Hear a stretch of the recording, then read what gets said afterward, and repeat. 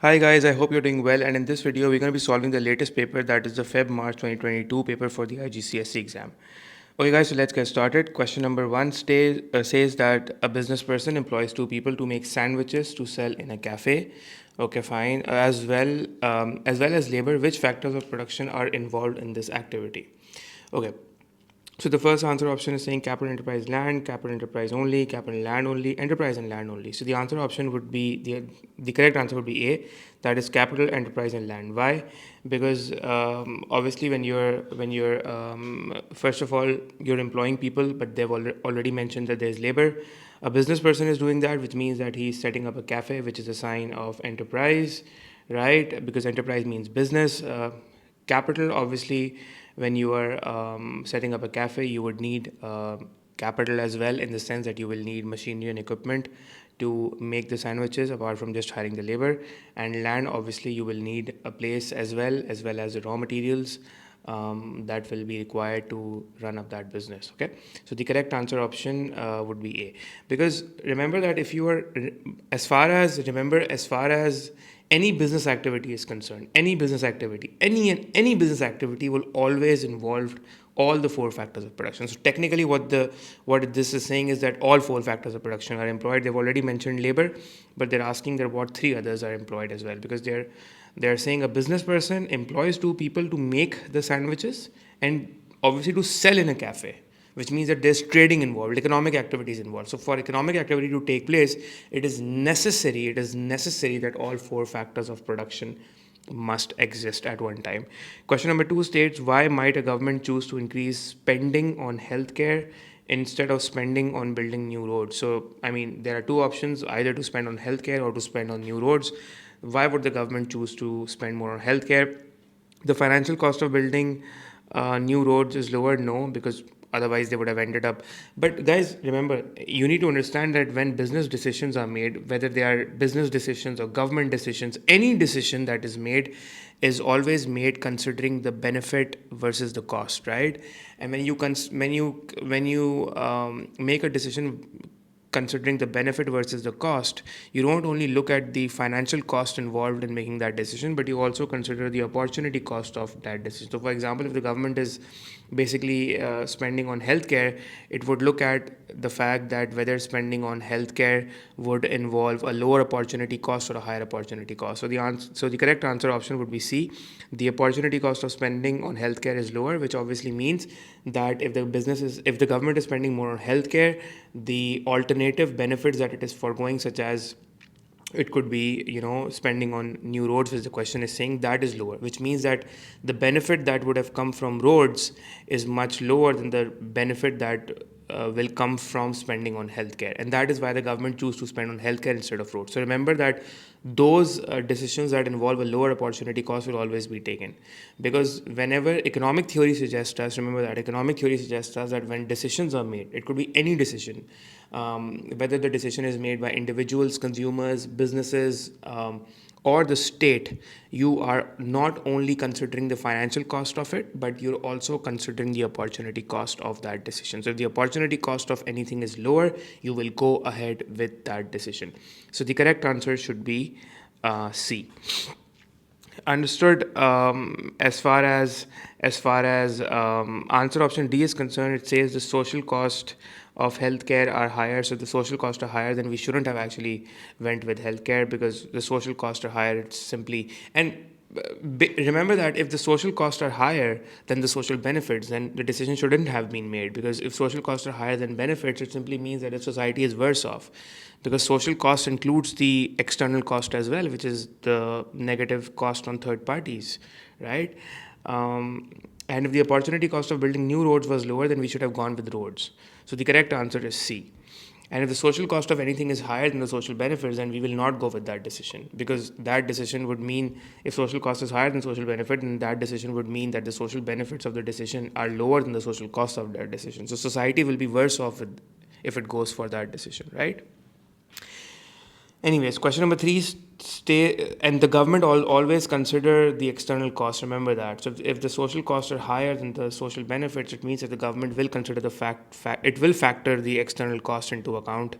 and not go with that decision. Question 3 says that in 2020, many economies were operating under their PPC curve. So remember that whenever you are operating under the production possibility curve, it represents idle capacity, it represents unemployed resources, it represents spare capacity, it represents unemployment, it represents unemployed resources. Usually happens in a recession.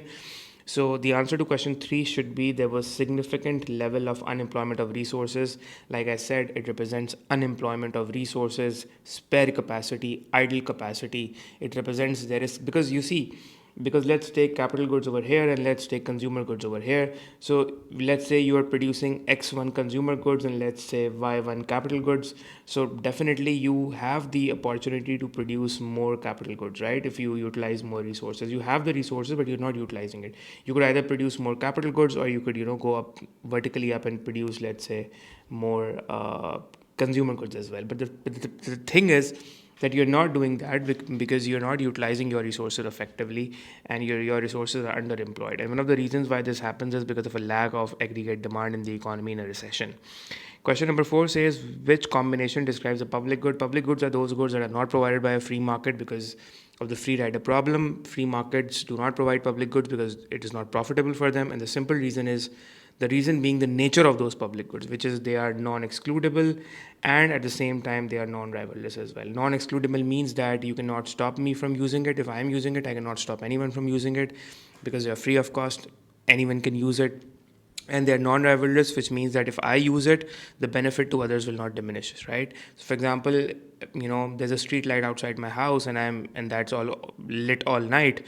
It's helping me, it's helping everyone around me. So I can't really stop anyone from using that street light because the government has provided that street light. And the thing is that because the free rider problem states that no one will actually buy the street light and install that street light and pay for that street light, because I wouldn't do that, because I would want my neighbor to do that, and my neighbor would also think the same, that maybe his neighbor or her neighbor could do that, and in this way no one will actually go and buy the street light. That's the free rider problem. Everyone wants a free ride, right? So if I install it, everyone would want a free ride on my money that I have installed it. So, and even if I install it, even if I pay for it, then I can't really stop anyone from using it. So it's non-excludable, non-rivalrous. So question number 4 would be A. Is it excludable? No, it's not excludable. Is it rivalrous? No, it's not rivalrous as well. Excludable and rivalry only exist in private goods. Question 5 states, in the diagram which line represents perfectly elastic demand? So the answer option would be D. Any line that is horizontal represents a PD that is perfectly elastic, where the PD equals to infinity. B represents a perfectly inelastic demand where PD equals to 0. A represents, A is kind of elastic, it seems elastic, it's less steep, so PD is greater than 1. As far as C is concerned, C is not, it's representing a line that is positively, there's a positive relation between price and quantity, so this is not even a demand curve at all. Question number 6 states, the formula for goods price elastic supply needs to be completed. Price plus supply equals to X over Y. So what is X and what is Y? So X should be percentage change in quantity supplied over Y, that is a percentage change in price. It's a simple question. If you look at this question, it's a simple question, but they have, written it in a very complicated way to make you, freak out. Question number 7 says, in a country, the total, the total demand for vehicle fuel is inelastic. Obviously, fuel is an essential good. It's used by almost everyone these days, so the demand is inelastic. However, the demand for any given brand of vehicle fuel is price elastic. If brand X increased its price by 10%, what would be the most likely impact?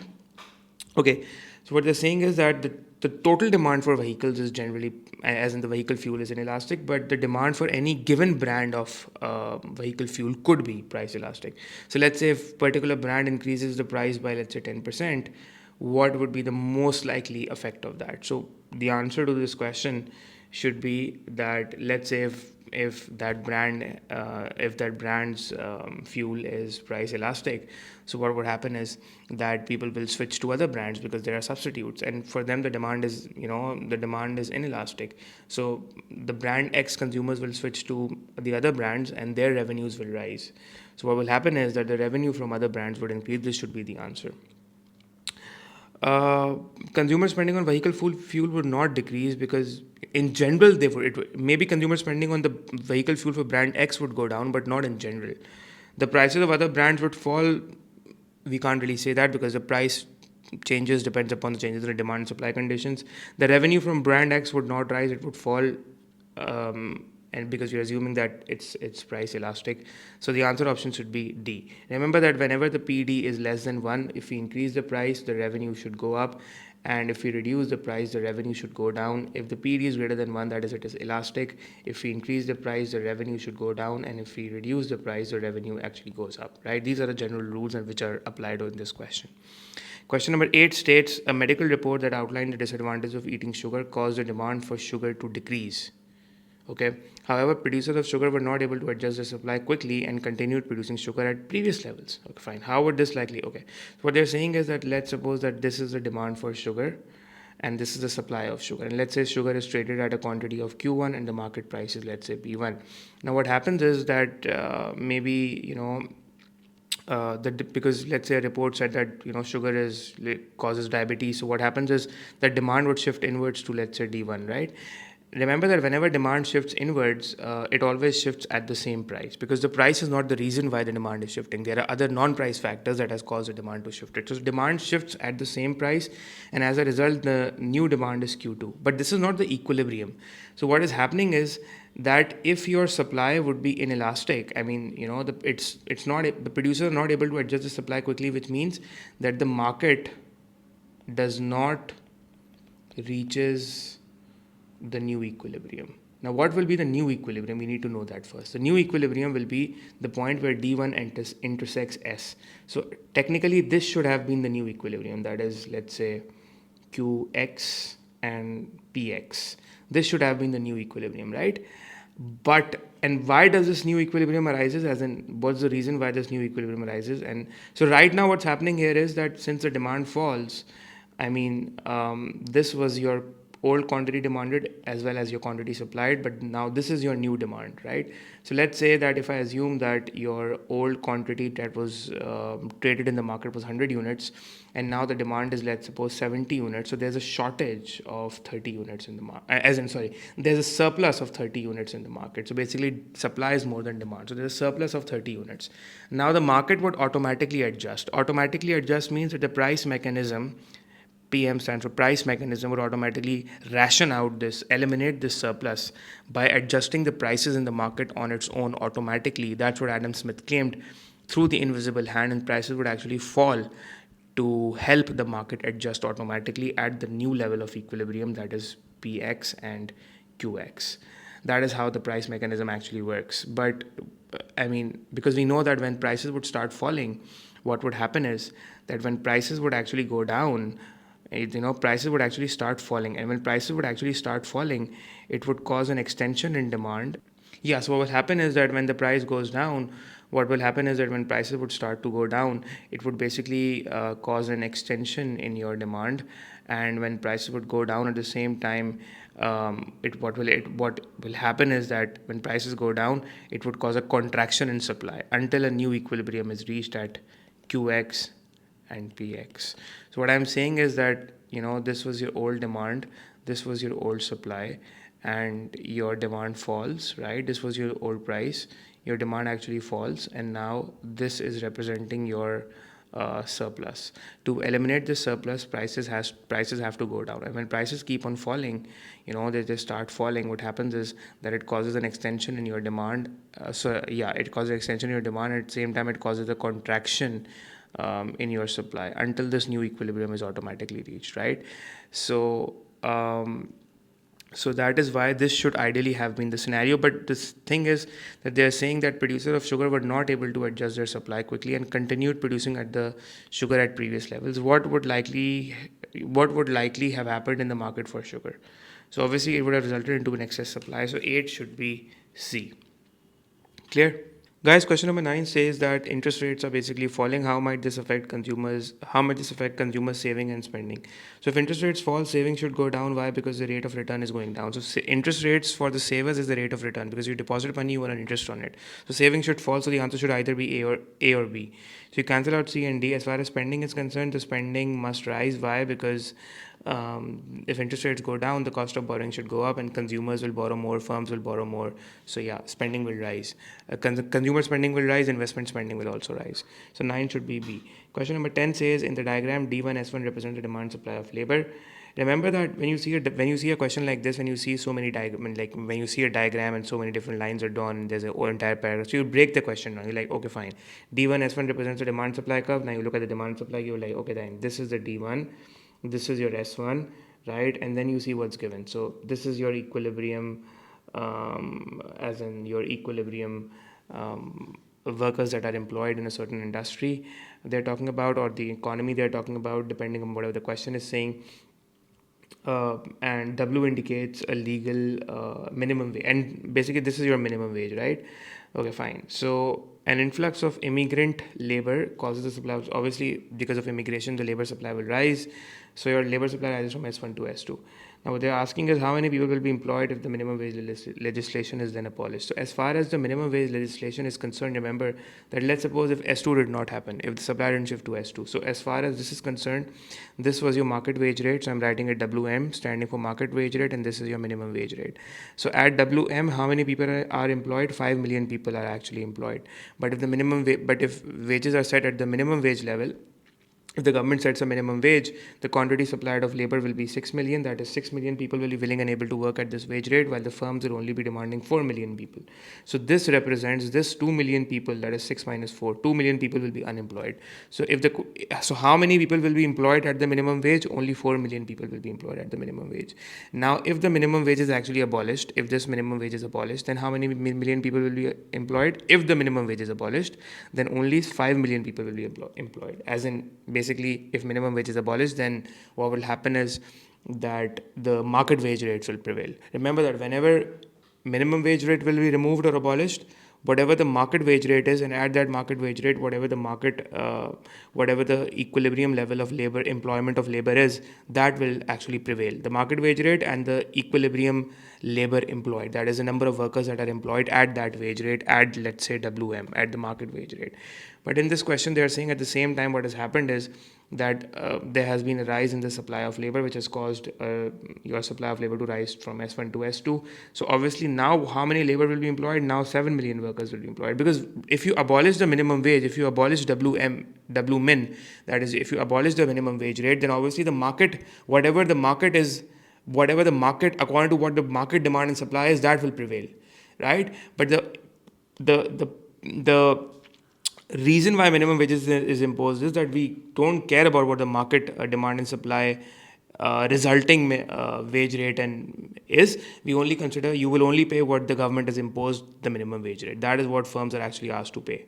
They are legally binded to pay, right? But if you abolish the minimum wage rate, then according to the new supply and your demand mechanism, 7 million workers will actually be employed. So this is a simple, how many people will be employed if the minimum wage is abolished? 7 million. So answer should be D. Okay. Labor-intensive sectors are the main contributors to Vietnam's economic growth. What does this reveal about the Vietnam's economy? So, as an availability of labor is low, we don't know that. Demand for labor product is labor, we don't know that. The price of labor in Vietnam is that, we don't know that. The answer should be D. Production of goods and services in Vietnam is mainly dependent on labor. Yeah, because obviously they actually said that labor-intensive sectors, that is the industries that are labor-intensive, are the main contributors of Vietnam's GDPs, which means that the production is mainly of Vietnam is mainly dependent on labor. Question number 12 states an IT specialist sets up a firm that repairs computers. Which sector is involved? So first of all, IT is a service sector. That is, what is the service sector? Service sector is your tertiary sector of the economy. So answer should be either C or D. As far as the ownership is concerned, it should be private. It can't be public, because the government will not end up a firm that will repair computers. And because of why will the government? Because computers is a private good. The government will not come up with a and the government can make a profit then, because if the government sets up a repair computer shop, it would mean that it would have to charge low prices so that everyone can afford. But there are other things that the government has to do. Instead of setting up a computer repair shop, the government could use that money to spend on healthcare and infrastructure. So obviously it has to be private. So the answer to question number 12 would be C. Uh, Question number 13, which term describes the situation where the owner of a coffee plantation plans a merger with a chain of coffee shops? So obviously, the owner of a coffee plantation is actually merging with a chain of coffee shops, that's actually vertical forward, because vertical forward is when you actually merge or take over a firm in an entirely different stage of production. So obviously, a coffee plantation shop is merging with a chain of retail coffee shops. Then the objective is that it would want that in those coffee shops only his coffee should be sold, right? So yeah, it's actually vertical forward. Vertical backward would have been that maybe the coffee manufacturer merges with coffee beans plantation producer, right? So 13 is actually D, it's vertical forward. Question number 14 states the diagram shows demand and supply. The government subsidies is led to 200 million tons of excess output. Which diagram represents the position of a subsidy after the subsidy but before the market adjusts? So what they're saying is that basically what has happened is the government has actually subsidized. Just I told you guys that initially the demand and supply always shifts at the same price. So this is your demand, this is your supply, and let's suppose P1 and Q1 is your output. So because of a subsidy, what will happen is the supply will shift to the right. Now, remember that if supply shifts to the right, what the immediate impact would be that the supply would exceed the demand, right? So how much is the demand? Q1 is your demand and Q2 is your supply. This is your demand, this is now your supply, because this is your demand. Although this is your demand and supply both, but then this is your demand right now and your old supply, but this is your new supply. So the difference between Q2 minus Q1 is representing your excess supply, and that is your surplus. Now this is the point where the market has not adjusted. The price mechanism will ration out this surplus, just like I told you in the previous MCQ. The prices will automatically start falling, and when the prices would start falling, the quantity demanded would extend and the quantity supplied would contract until a new equilibrium is automatically reached at this point, where this is your new equilibrium output, QX PX, right? But the question is asking you that what will be the outcome before the markets have adjusted. So the answer option should be what? Should be D, because this is representing a rise in your supply curve. So if let's say originally 100 million was your 100 million tons of wheat was your equilibrium output, then supply of wheat actually increased, and it resulted into a rise of it's my bad. D wouldn't be the answer. The answer would be C, because I'll tell you why. What will happen is if 100 million was your output, then your supply has actually gone up by 200, right? So your supply has gone up by 200. So, as in there's a surplus, we can see that your supply has gone up by 200. There's a surplus of 200 million tons of wheat. And there's 2 million tons of wheat is now produced more because of the subsidy, but the market has not adjusted yet. If the market adjusts because of the price mechanism, your prices would go down, and this would be your new equilibrium.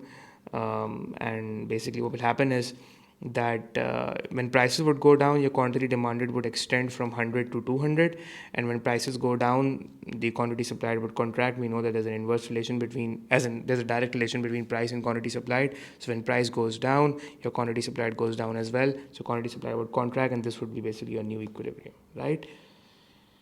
Anyways, so I think C would be the answer. D also kind of looked right, but then the problem is that 400 minus 100 is basically 300, and the output is increasing by 200. Anyways, question number 15. So 14 is basically C. 15 is the table shows the firm's cost number of bicycles, total cost. These kind of questions are usually repeated. Which statement is correct? First of all, remember that if you're producing 0 bicycles, then your total cost is 20. So definitely your fixed cost must be 20, because remember that at 0 units, your total cost is equal to your fixed cost. So the question says the total fixed cost is 10. This is wrong, because total fixed cost is actually 20. The total variable cost of producing 3 bicycles is 50. Let's see. What's the total variable cost of producing 3 bicycles? If you're producing 3 bicycles, you're incurring a total cost of 50. So total cost is basically fixed cost plus variable cost. So if fixed cost will be the same, and you've identified that the fixed cost is 20. So if the fixed cost is 20, the variable cost is X, and the total cost is 50, which means that your variable cost should be 30. And here it's saying it's 50. So this is definitely not the answer. The average fixed cost of producing 2 bicycles is 20. This is also wrong, because when your total fixed cost is 20, where you produce 2 bicycles, your average cost should come to 10. So this is also wrong. The correct answer should be A.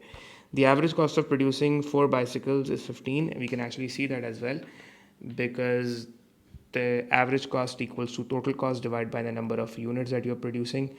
At 4 bicycles, your total cost is 60, so 60 over 4 is actually 15, so A is the right answer.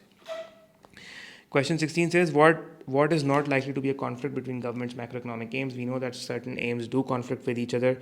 So for example, economic growth and balance of payment stability would definitely conflict, because more economic growth you have, as in it would increase your national income, and that would result into more imports. So definitely your balance of payment would result into a deficit. So this could, there would be a challenge to balance these two objectives.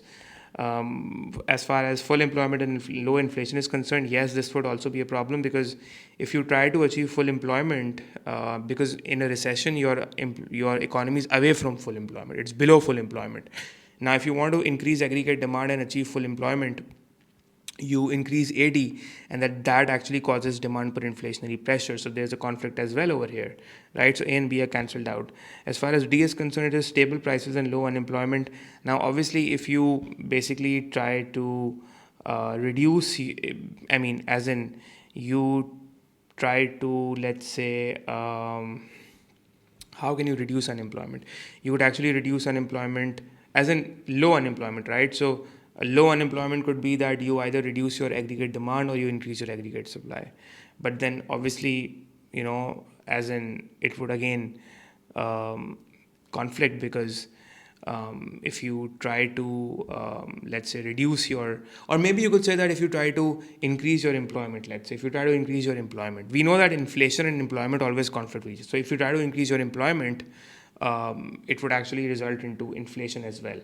So as in, it's not possible that you achieve low unemployment and then stable prices at the same time. This is the problem, because if you try to increase employment, it will result into inflation as well, because you increase employment through increasing aggregate demand. That results into demand per inflation. If you try to reduce employment, as in you try to reduce inflation, so that results into unemployment. Right, so there's a conflict involved, because when you try to reduce inflation, it would result into more unemployment because of contraction in demand side policies. So the correct answer is C, distribution of income and full employment. Obviously, they wouldn't conflict at all, because there is not likely to be a conflict between these two. It's not that when you try to achieve full employment, it would result into an uneven distribution or unequal distribution of income. Even if you reduce, so as in, let's say you because these two wouldn't really directly conflict with each other.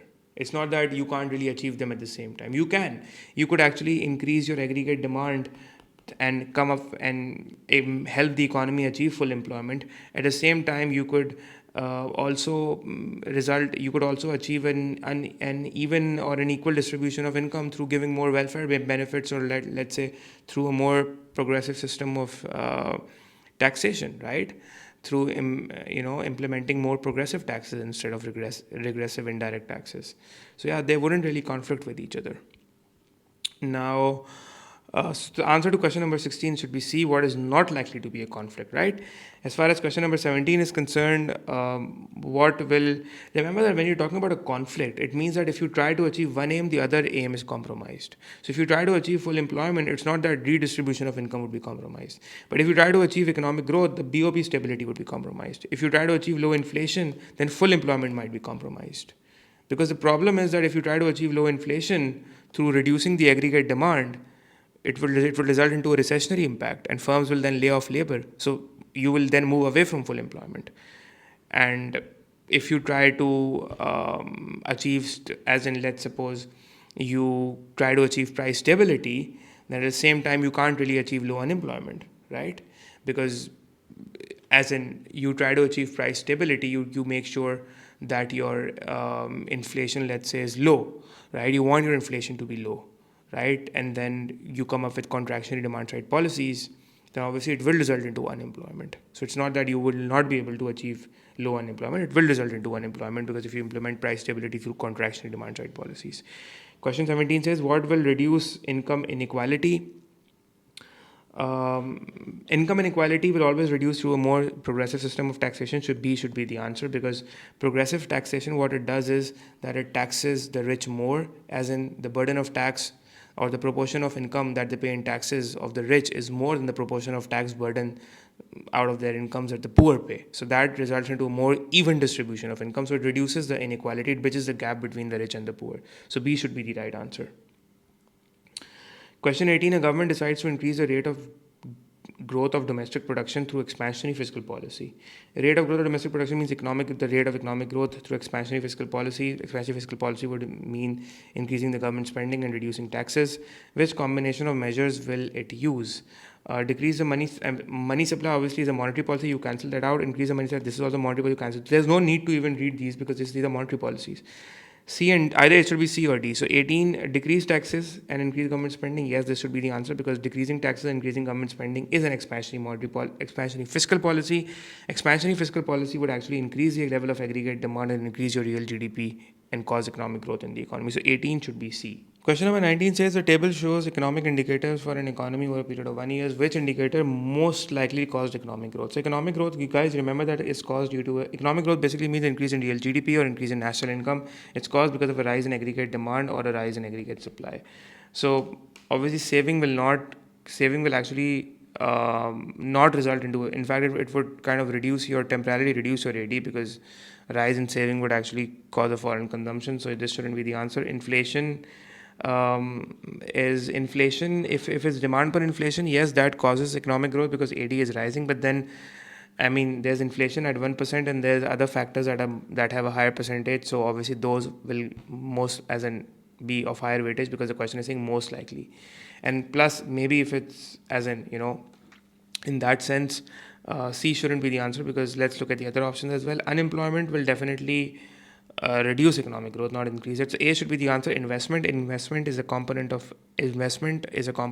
When AD rises, basically would result into inflation. Also, the fact that, I mean, inflation itself is not going to cause economic growth. I mean, inflation is not the cause of economic growth. Inflation is a consequence of economic growth, you could say, because economic growth arising because of a rise in AD will cause inflation. So it's a symptom of economic growth, especially if it's demand fueled. It's not the direct cause itself. So they're asking about the cause, which is obviously investment, which is a component of AD. So, it's rising at 3%, so definitely this would have caused economic growth. So 19 should be, in my opinion, A for Apple. Moving forward, the next question says, question number 20 says, what is the link between change in interest rate and investment? So if interest rates would decrease, then, so if interest rates go down, your investment should go up. And if interest rates go up, then investment should go down. So just see that where interest rates are decreasing and there's an inverse. So decrease, so A should be the answer, because if interest rates go down, then investment should go up, because cost of borrowing will go down. Firms will borrow more money to invest more in equipment and machinery. Remember that investment is a component of AD, and investment only stands for spending money on capital goods and expanding your factories. That is only what investment is. Saving money in a bank is not investment. Buying shares is not an investment in economics. Question number 21 says, which two types of citizen are counted in the calculation of the unemployment rate? Unemployment rate stands for the number of people that are actually unemployed, divided unemployed on the numerator, divided by the total labor force. Guys, please ignore my writing. I really don't have a lot of time to actually write each and everything down neatly. You guys are able to understand it. So number of people unemployed divided by total labor force times 100. That's what the unemployment rate is.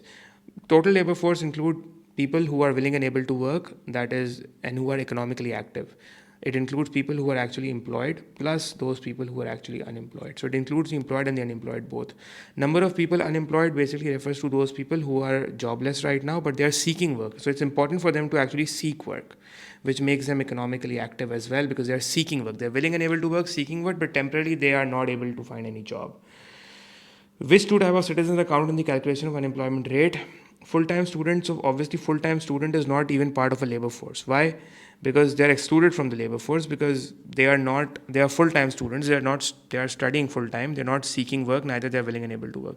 Prisoners and retired people again are not seeking work. They're not willing and able to work. So they're not even part of the labor force. If they're not part of the labor force, they're not even part of the unemployment rate calculation. Stay-at-home parent also excluded from labor force. Unemployed and not, so as far as the answer is concerned, it's D, because those people who are unemployed and willing to work, they would become part of the numerator of the formula. So yes, they are unemployed and they are willing to work,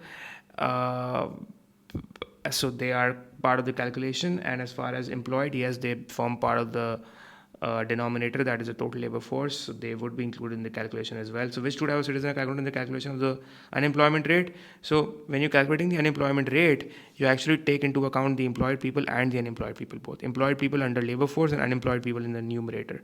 Question 22 says an economy has a... Okay, by the way, question 22 I remember was actually cancelled by CI due to some reason. It might be wrong. So and why was it wrong? I'm not even looking into those details. Let's move on directly to question 23. It's an important question. The graph shows what happened to the rate of inflation in chart for the period from March to December. So from March to December, they have given a graph. They are showing the rate of inflation. Guys, they're giving you the rate of inflation. Two things. First, remember, if the rate is positive, it means there is inflation. If the rate is positive and rising, it means there is inflation. It means price level is rising. It means things are getting expensive. It means cost of living is rising. It means real value of money is falling. It means purchasing power is falling. Okay? If the inflation rate is positive but falling, as in it is positive but it's falling, it's indicating deflation. Sorry, my bad. It's indicating disinflation. Right? It's indicating disinflation. And disinflation means there is inflation at a falling rate. All of these things that I have employed over here, I will copy and paste it exactly over here as well. Exactly. So if there is inflation, but if the rate is falling, it's positive but falling. Positive but falling. It means yes, there is inflation. Yes, price level is rising. Yes, things are getting expensive. Yes, cost of living is rising. Yes, real value of money is falling. Yes, purchasing power is falling. You have a misunderstanding, guys, that if rate of inflation is falling, it means things are getting cheaper. This is the biggest misunderstanding you have. If the rate of inflation is positive but falling, it means disinflation. Okay. Coming forward, another scenario. If the rate of inflation is negative, this is indicating deflation. This is indicating prices are falling. Prices are falling, cost of living is falling, purchasing power is rising, real value of money is rising, things are getting cheaper. It means things are getting cheaper. Jesus, as in, things are getting cheaper, right? Coming back. Okay, one more thing. Let's say in 2012, the rate of inflation was 10%. In 2012, the rate of inflation is 6%. In 2013, the rate of inflation is 1%. I ask you, in what year price level was highest? In what year price level was highest? A lot of people will answer in 2011, because that was a time when the rate of inflation was highest, so the price level was highest as well. Price level means the prices of the goods, the level of the prices of the goods. I told you just right now that if the rate of inflation is positive but falling, it still means that there is inflation. It still means price level is rising. So if the rate of inflation is positive but falling, so it means that price level is rising, then how can things be the most expensive in 2011? In what year was the price level highest? The answer is 2013 was the year in which the prices were the highest. You tell me yourself, if something is at $100 and in first year it rises by 10%, so it becomes 110. In the next year it rises by 6%, so it becomes 110 times 1.06, and then it rises by 1%, so it becomes multiplied by 1.01. So obviously what I'm saying is, it's kind of maths here, but what I'm saying is that initially the prices were rising by 10%, and then it rises by 6%, and then it rises by 1%, but it's still rising, right? So the thing that will be the most expensive will be the price of the product in 2013, or general price level in 2013. You buy a Coke, in year 1 it rises by 10%, and in the price in year 2 rises by 6%. It's still rising. But you need to understand that the price that is rising by 6% is rising over 2011's prices that have already increased by 11%. And in 2013, the prices are rising by 1%, that is over 2012's prices that have already increased by 6%. And in 2011, we have also witnessed a rise in 10%. So the price level is highest in 2013. Understood? This is what I wanted to explain to you. Now let's come to this question. This question, what they are saying. Okay. This question is saying the graph shows what happened to the rate of which statement about the price level. So for example, you see, first of all, the first question says it was unchanged between March and April. A lot of students mark this answer. Let's see what's happening in March and April. So in March and April, the rate of inflation from March to April is 3%. So it's constant. So what? In March, the inflation was positive 3%. It means prices rose by 3%. In April, it was also positive 3%. It means that prices rose by 3%. Like I told you, the prices in April are rising 3% over March's prices, which are also rising by 3%. So how are the prices unchanged? The rate is unchanged. The prices are not unchanged. You need to understand that the rate of inflation is different from prices. The rate of inflation is telling you the rate of the increase in the prices. But the prices are increasing. So the question is asking about which statement about the price level is correct. So you can't say that the price level was unchanged. The rate of inflation was unchanged. The rate was constant, but the price level was not constant. The price level was still rising. So, understood or not? Please mention in the comments that yes, if you will watch this video, you will comment that yes, we understood question number 23. So that at least I'm satisfied and I know that yes, you guys understood it. Okay, it will hardly take a second to actually comment. Okay, guys? Okay, so now look actually what's happening here.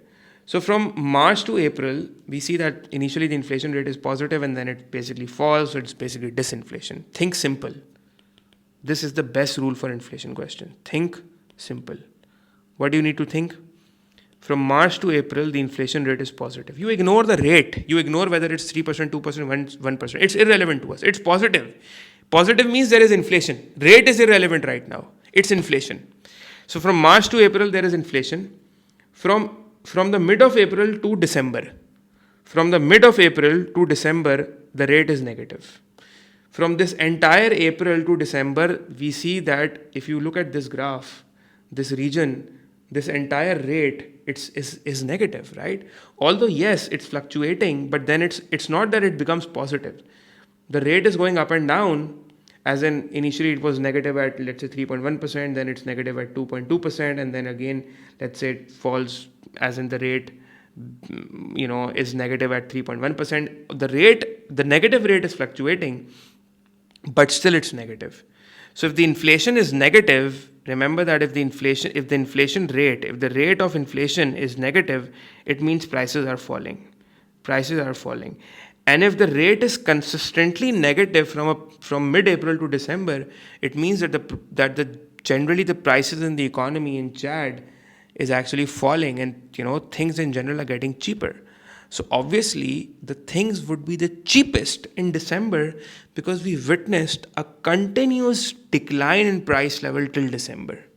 Because continuously the rate of inflation basically the rate of inflation was actually a negative. We saw a continuous period of deflation from the mid of April to December because the rate was in negative. So the rate was in negative, and the prices were continuously declining, although the rate at which they were declining was fluctuating. In some of the months, the rate at which they declined rose. In some of the months, the rate at which they declined fell. So that's a separate thing. But then again, they were negative. So if they were negative, it was pulling the price level down, although the rate at which it was pulling the price level down was fluctuating. But then again, the net effect was that it was pulling the price level down, which makes us to conclude that things were getting cheaper and that they were the cheapest in December, because that's the time frame that we are considering. Until December, the price level was falling, so they were the cheapest in December, which makes C the right answer. It was at its lowest. The price level was at its lowest in December. So 23 should be C.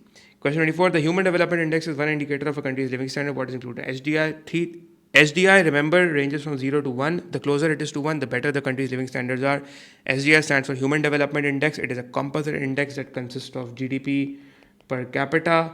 It consists of adult literacy rate, that is measured according to the mean years of schooling, and life expectancy at birth. So there are these three indicators all covered under the Human Development Index, because it's telling us the human development aspect, which considers three aspects altogether to measure the living standards and the economic development of a country.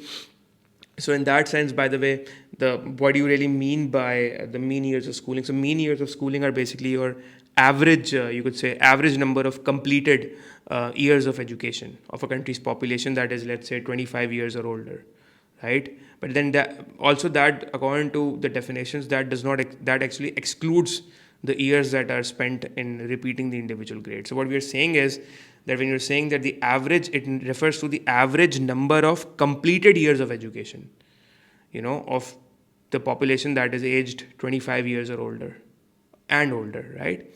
But that excludes the years that are spent repeating the individual grades, because that would just overstate the figures then. So it makes C the right answer. GDP per capita is basically your income per head, okay? Moving forward, question number 25 says the newspaper article on poverty in country X includes the following statements. The poverty line of living is less than $2 a day. Which statement about poverty is correct? Obviously, this is absolute poverty. Absolute poverty is when you can't even afford basic necessities. It is when you're earning less than $2 a day. So 25. So it should be absolute poverty. So either the answer option should be between A and D. 2 is actually telling us about relative poverty, because it says those on average incomes consume 5 times more than those on the lowest incomes. So there, it's differentiating between the highest and the lowest incomes. You know what relative poverty is? Relative poverty is a condition where you say that the household income of certain people is basically below the percentage of the median income that is required to represent a good standard of living. So basically, you could say that the household income is, let's say, below the 50%. So for example, if in a country the household incomes of certain people are below 50% of the median income that is required to maintain a good living standard, or if they're 50% or 60% less than the average median incomes in your society. So if let's say in Pakistan, the average median incomes are, let's say, X dollars, let's say, and if there is a large part of society that consists of 50% less than that income, so it's indicating relative poverty. So we're talking about a comparative poverty analysis. It's talking about the more the relative poverty, the higher the gap between the rich and the poor. And that is what they're saying, that on an average income, that those who are on average income, they're consuming 5 times more calories per day, because they earn more, definitely, so they can eat more than those on the lowest incomes. The people who are on the lowest incomes, generally on average, people eat 5 times more than those people who are on their lowest incomes. So it's basically it's comparing the incomes between the rich and the poor. By definition, relative poverty is basically talking about a condition where your household income is below the median or the average median incomes that are required to maintain a certain threshold in society, 50 to 60% less than the average median incomes. So the correct answer should be 25, should be B. It's absolute and relative. What is usually found in a low income country when comparing it with high income countries, right? So low income country, as in a large agricultural sector, yes, it can have, and it has more subsistence farming. This is not the answer. Low levels of productivity capital, high levels of productivity of labor. Um, as in, no, this is actually not necessary. I mean, you can't really make this statement as a fact. Relatively faster growth of population and older average age. Older average age is basically found in more developed economies. Because of better living standards. But yeah, as far as faster rate of population is concerned, that's more in low income countries.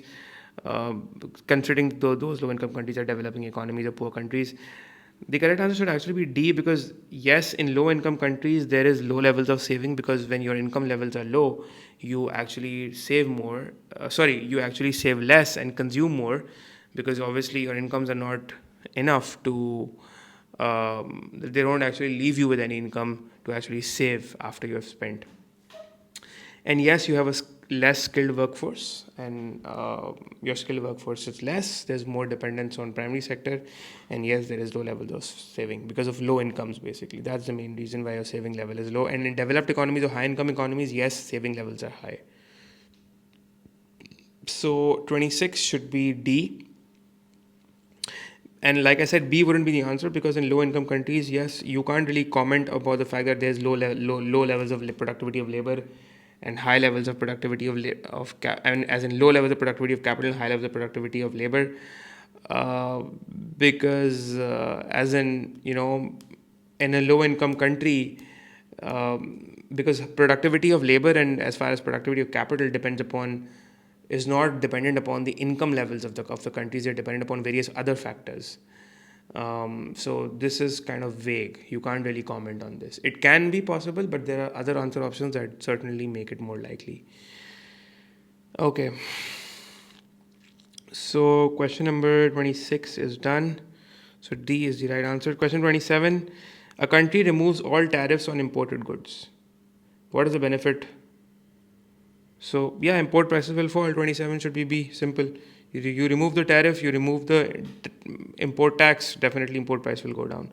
28. A person in country X receives a dividend payment on shares that they hold in country Y. In which section of the current account will this dividend income? So basically, in current account, we are recording inflows and outflows from various sources, such as export and import of goods, that covers in a balance of trade, balance of services, that includes export and import of services. Then you have your net factor income, which comprises of income, inflows of income in the form of dividends, profits, interest, and wages, and the outflows of income in the form of dividends, profits, interest, and wages. So maybe if you've bought shares of another company, so buying shares of another company in another country, if Adil Usman buys shares in USA of maybe of a company in USA, so that would come under financial. The buying of shares would come under a financial account. It would be recorded as an outflow in the financial account. But the dividend income I will receive from that shares, they would be recorded, because I will bring back that dividend income. That will be, I'm a resident of Pakistan, that will be recorded in Pakistan's current account under net factor income. And net factor income is your primary income, right? Apart from that, you also have your current transfers, which are your secondary income, and that include that's actually part of your current account. So the dividend payments, remember, the dividend payments that I'm receiving, the rent payment I'm receiving, the interest payments that I'm receiving, and the wages that I'm receiving, all would come under net factor income under primary, as part of primary income under the current account, right?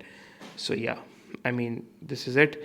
Question 29. International companies have made substantial investments in computer production in India. India is now a major center of world computer industry. Profit margins are higher since labor costs are a tenth of those in the US. What does this suggest the reason for companies located in India? Okay, fine.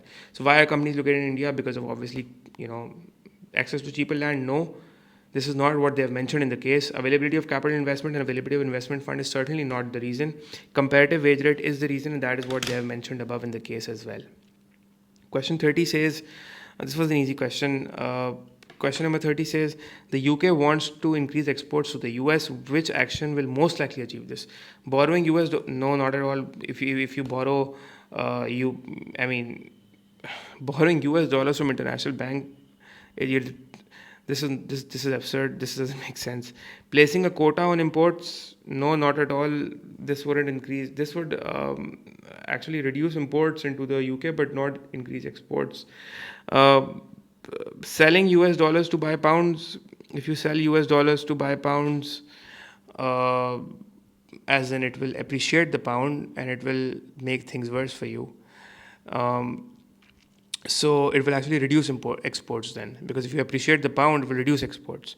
If you use dollars and you buy your own currency, it will increase the demand of pound and it will appreciate the pound. And if it appreciates the pound, it would basically reduce the price of exports and decrease the export.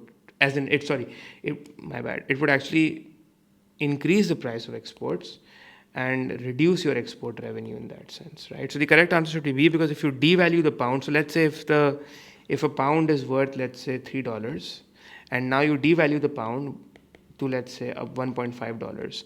So now your price of US exports are actually going down. The price of US exports have actually decreased, because now the US people, the price of UK exports have actually decreased, by the way. Not the US, the price of UK exports have actually gone down, because now what will happen is that the USA people will only be needing to pay $1.5 to buy 1 pound of goods to import 1 pound of goods from UK. So the price of exports will go down. That would tremendously increase the price of the quantity of exports, assuming that the price elasticity of demand for exports is elastic, and it will increase the export revenues, and hence that is what we wanted. That is what the UK wanted, to actually increase exports. So basically devaluing. Devalue means that a state decreases the value of the currency. What are the different ways in which the UK, how can UK actually devalue its pounds? It can devalue pounds by buying foreign currency, let's say by buying dollars, buying foreign currency, because it will increase the supply of pound in the market and it would devalue the pound. Or the other reason is that it could actually as in reduce the interest rates. Reducing interest rates would actually result into hot money outflows. Foreign investors who have deposited their money in the UK banks in search of higher returns will withdraw their capital and move their financial capital to somewhere else. They will withdraw their capital, move the financial capital somewhere else, and that would actually increase the supply of pounds and hence devalue the pound, basically. That is how the state intervenes and devalues the currency, by using the foreign currency reserves and the hot money out. So I've actually made a video on devaluation. It's on my channel as well. You can check from there. It's under the O-level playlist as well. So I think that's it. That's it for this paper. This was a recent paper. It was actually a good paper. It had some good questions that they were testing your knowledge. That's it, guys. All the best for tomorrow. I'll see you all around in the next paper with another video. Until then, take care.